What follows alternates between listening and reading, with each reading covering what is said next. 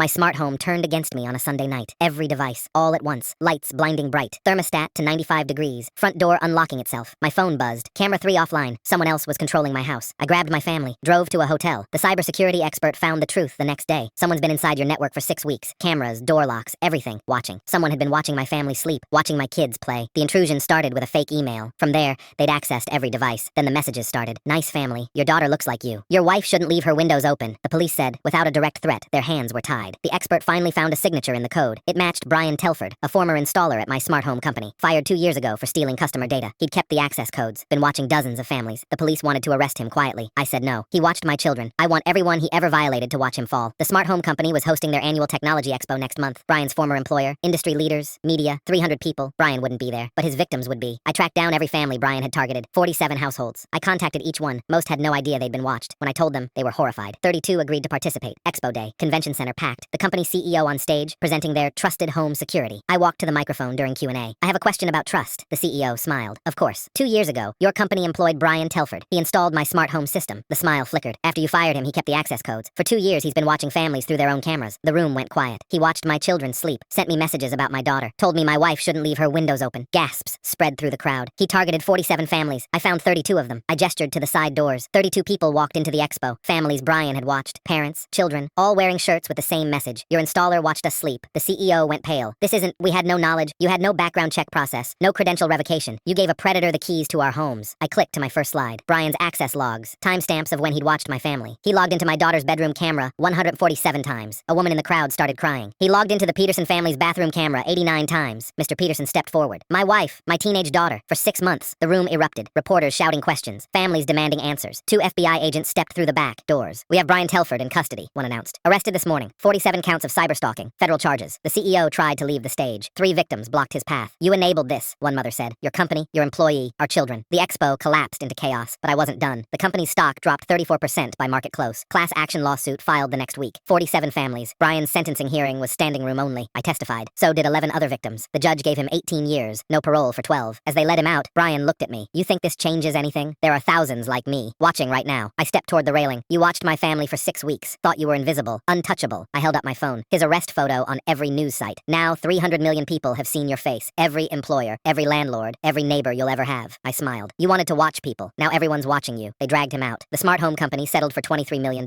New industry regulations passed 6 months later. I have smart devices again. New company. Better security. My daughter asked why we changed systems. Because someone forgot that technology should protect families. I said, not expose them. She nodded. Did you stop him? I thought about Brian's face in that courtroom. The families he'd violated standing together. Yeah, sweetheart, we stopped him. She smiled. Good.